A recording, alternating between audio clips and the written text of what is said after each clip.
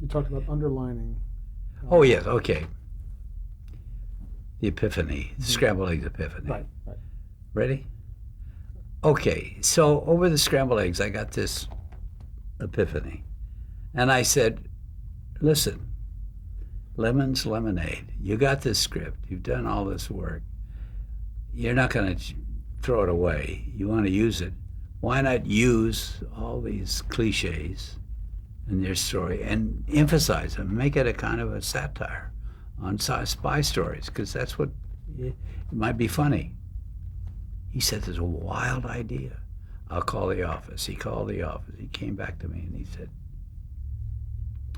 well, can I get you to do it? I said, I won't promise you, but what I will do is I will call a friend of mine in New York who I think could do a hell of a job. He said, well, I have an appointment in Hollywood. I said, don't sign with any of these expensive writers right now until you see my friend in New York. What's he done? I said, all he's done is some books. And I remembered this fellow's name, who was married to my cousin's former roommate at Sarah Lawrence. So I said, be sure and see him. So he did. He met him. And I got a call that night from my friend in New York and said, Cliff, what the hell are you doing to me? I said, what do you mean? He said, this guy came in. He said, I've never written a screenplay. I said, I know how you love film. You've got the talent, and it's time you write your first one. He said, but I don't know where to start. I said, call me every night. So he would call me from New York City down to Mexico, and we'd talk about this script, Dissolve. He's now been hired to do a doctoring job, and a damn good one, of this absolutely feckless project. And I'm now on a plane headed for Benidorm, Spain. I'm trotting across the hot sands, and I see a movie set up with the camera and all these people, and I see a big Panama hat, and under it a head, and seated in a chair that says writer. And it's my friend. And as I come up, he turns around and he says, hello, sweetheart. William Goldman. That was Bill Goldman's first film. And I'm proud to say that I had something to do with his getting into it. Now, later on, when I got Charlie, I went up to him and I said, I have this property that I did on television, and I want to make a screenplay out of it. And I said, Bill, I think you could do a brilliant job. So I gave it to him. I also gave him the money out of my own pocket. He will remember, he's honest, and came back not too long after. He called up and said, well, I finished. And I went up and he said, you can go in the other room and read it. And I said, no, I wouldn't do that to you. I'll take it home. I lied. I took it down to the corner delicatessen, and I'm looking through it. And although he's a brilliant writer, he somehow there had missed it. I wasn't about to say that to him. But I went home and I swallowed my pride and I said, well, best laid plans, but I have to get somebody else. So I called Bill and I said, Bill, I just don't think it's going to work. He said, but you paid me. I said, I know. That's it. Dissolve again. I'm now out in California and we're looking at writers. I get a call from San Francisco where William Goldman is doing Bullet.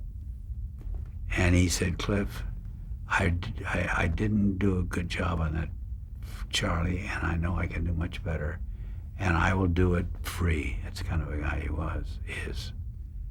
And I said, I'm sorry, but I just shook hands this afternoon with Sterling Silliphant over at Chasen's restaurant. And I don't go back on a handshake. I can't. He said, I understand, he's a good writer.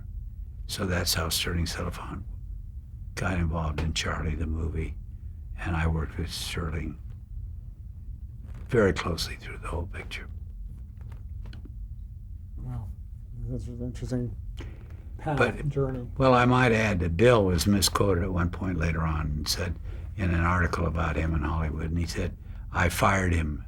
I never fired Bill. I've never fired anybody in my life.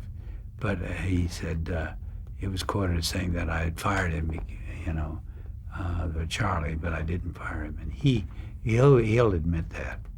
I simply I paid him the money, and it wasn't going to work out. And he admitted it. But he's got enough talent and subsequent confidence to admit to it. What made you, for the television production, you were nominated for an Emmy, weren't you? That original. Charlie? Yeah. Yeah. Well, I won an Emmy for another thing. But because I was going to connect that to the feature, and that. Oh, yeah. What was that feeling of just even being nominated back then? I mean, that kind of. Wonderful, kind of feeling of late recognition. It's kind of like, where have you been, everybody? I've been here. Where have you been? And then what made you want to do the feature, to reprise the role in the feature version, Charlie? Was there anything you thought you hadn't addressed, or was there? I mean, maybe what? Anything you thought you could add to it, or change, or make different layers? I felt that I could give it more dimension, and a lot of it I have to now, in thinking about it in retrospect, I think the confidence, the desire, the energy of doing something like that is powered a little bit by that former disappointment. And when you've been really disappointed, that goes into your safety deposit box. And later on, you open that up and it comes out and it says, now, I can show you what I wanted to show you before. Does that make sense? Mm-hmm, definitely. I think it's not revenge. It's more like a second chance. You were nominated for an Emmy the first time around. Yeah. Then you won an Oscar for that character, for that role. Yeah. What was that feeling? What was that like? And then I heard that you weren't at the ceremony. Yeah, I didn't miss it. I was not allowed to come.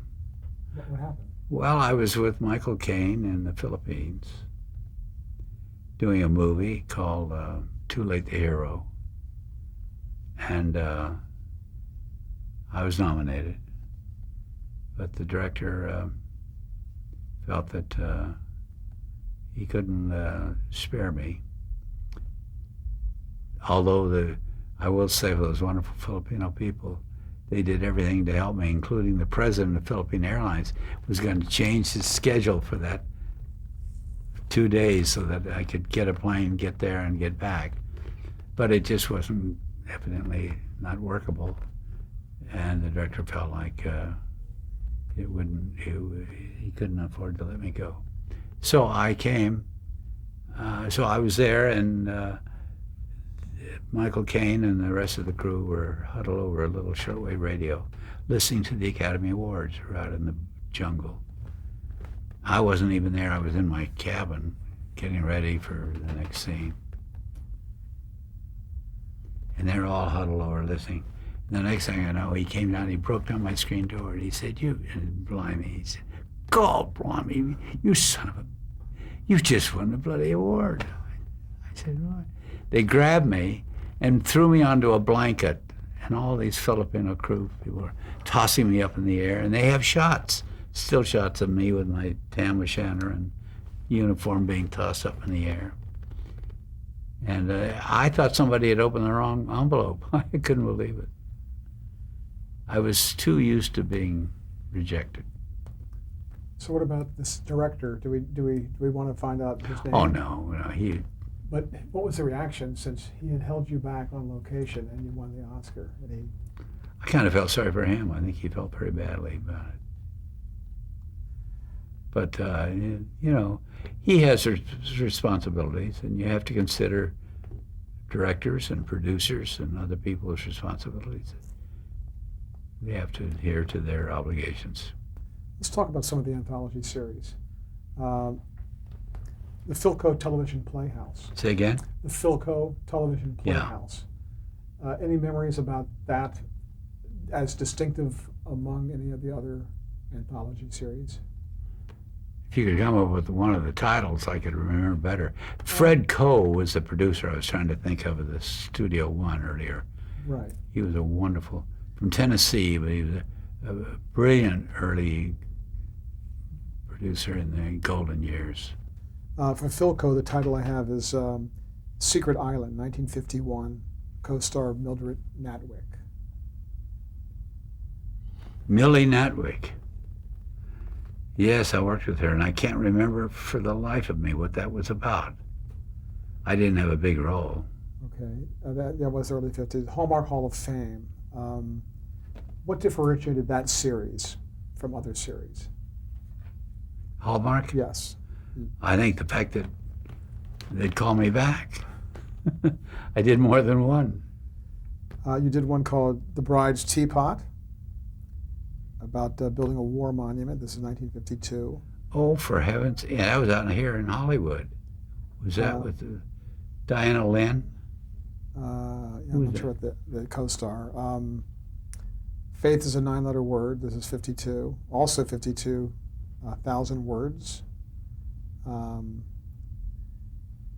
About the life of Nathaniel Currier. That was with Jimmy Broderick. Okay. Yeah, it was about Currier knives, yeah.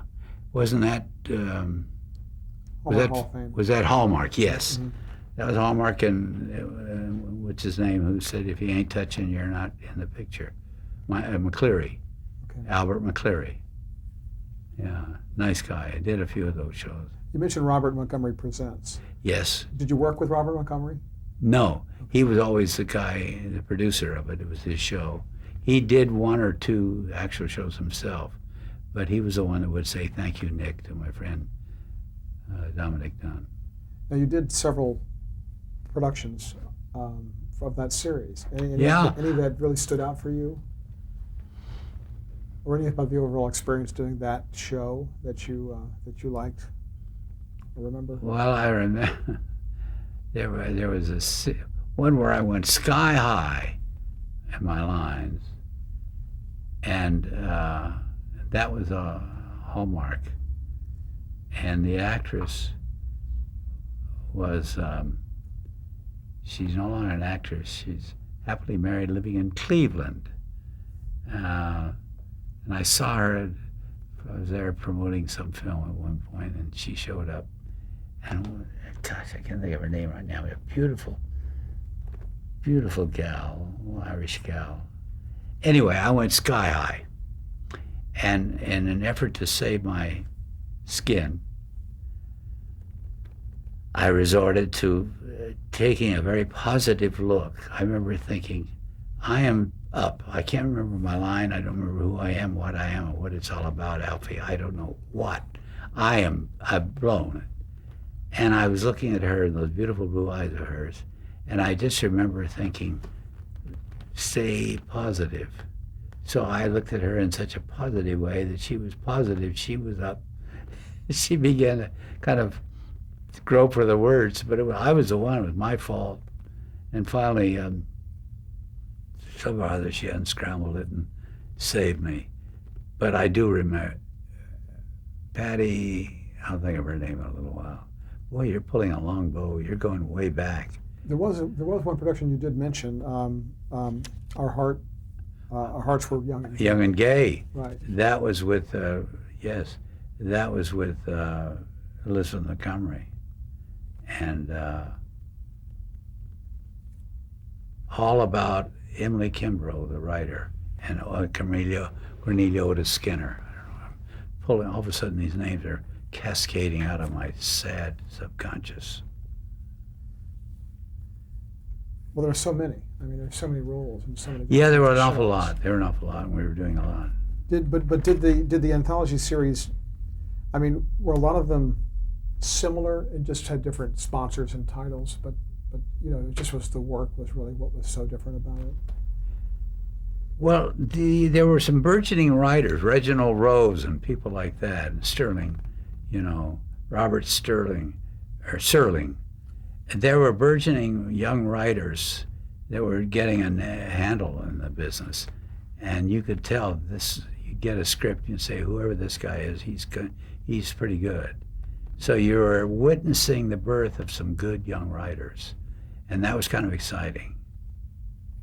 But they hadn't, Reginald was already pretty well known, but they hadn't gotten, huge names. They weren't famous yet. But you were grateful because as a would-be writer, I was always looking and thinking, who wrote this crap? And in my own way, the Artful Dodger, try to occasionally rewrite a line or two. Well, there was one young writer that was active back then named Rod Serling.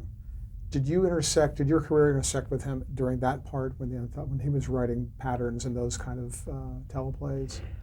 Yeah, they sent me a script called 100 Yards or 200 Yards Over the Rim. And it was a story of a family in the 40s, 49ers, who were in a wagon train headed for California and had all kinds of difficulties. And they got out in the middle of the Mojave Desert, and they were all deciding to turn back. And one of the reasons was that this young man's family, he had a young son, was becoming ill. And finally he says to everybody, just let me just walk a couple hundred yards over that sand dune, over that rim, and just see what's on the other side. And they were all saying, let's go back to Ohio, whatever. Now, like a good would-be actor studio actor, I had done my homework. And I knew that those poor, bedraggled families in those days, they were huddled west. All they had were the clothes on their back. And usually the clothes on their back were woolen because they're from the East Coast where it was black wool, heavy stuff. And can you imagine anything more discomforting or impossible than to be in the Mojave Desert with those black woolen clothes and even those hats, those big high top hats like Lincoln had. And I had done my homework, and I thought visually it would be very dramatic in that one scene where we see him walk over that rim, have him in that black outfit with that big hat. I thought photographically it would be very arresting. So I told that to the costume guy, and they, as always, are very accommodating. So they fitted me for it, and we went down to shoot the scene, and the producer said, what the hell have you got on? And I explained my reasoning, and he didn't like my reasoning. We finally ended up calling Rod, and he, not just because of Antioch, because I'd gone to college, but he recognized that maybe that was a value that was worthwhile. So we kept it in, and later on, the cameraman and the producer came up and said, "You were right, Cliff. It worked." But that was a case where Rod, over the phone, saved my bacon. Had you met him before? You talked about the connection. Yeah, we met on the set. Okay. Was that the Briefly. first time that you met him? No, I had met him before, and I think we exchanged something about Antioch, but just brief. Most ingratiating guy, very sympathetic to the actor's needs. And the connection, tell me about the connection about Antioch College. Well, he was a guest lecturer, not when I was there, but in the summer. And not many people in those days went to Antioch. And I think that was the only connection. So when you did this later on, they offered me a adjunct professorship, which I've not been able to really use. So when you were cast in this episode of The Twilight Zone, was Rod Serling involved at all in the selection of you as in the casting? In that role? I don't know, Steve. I wish I could answer that. He certainly didn't turn me down. I'd like to think that maybe he said, Cliff would be good for this role. Yeah, I'd like to think that, because my friend Dave Freeman, who writes for the San Diego Union Tribune, wrote a wonderful review about that show. Well, in that you just mentioned, Cliff would be good for this episode. At this point in your career, did you feel that you were typecast in any way? Was there a certain kind of role that you tended to be cast in? I think is a kind of more of a young character actor than a young leading man, because all these characters had an edge to them. I wasn't a pretty boy, that's for sure. By the time the Twilight Zone came along, this episode I think was like maybe the third season, 1961, I think. Okay. Episode you did. The Twilight Zone already had a reputation at that point. When you heard about this, was this exciting to you, or was it just like another job? Which? Oh, the Twilight Zone episode. The Twilight Zone? Well, I thought, boy, I remember my agent was asking for what I thought was a pretty big fee for television. And I thought, I hope our reach hasn't exceeded our grasp. And he said, no, you're on a roll. Let me handle it. And he got the money. But I remember thinking that maybe we were overpaid. What was the experience like on the set with Buzz Kulick, the director? Good guy, sympathetic to the actor. I had a lot of technical stuff that I had to learn. I mean, words. I remember some pretty long takes, so we got through it.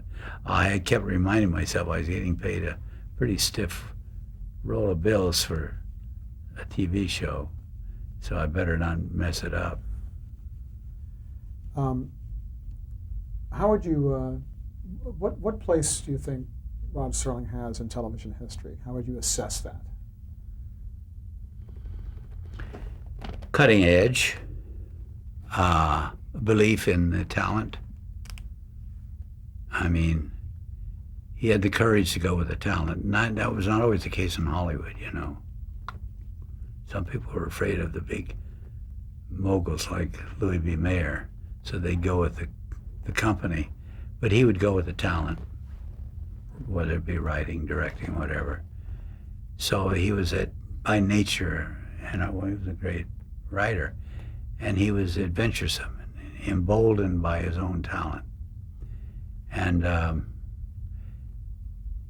I think maybe in a way he thought of himself as an actor, because he had a kind of a persona, you know, in the way he introduced those shows.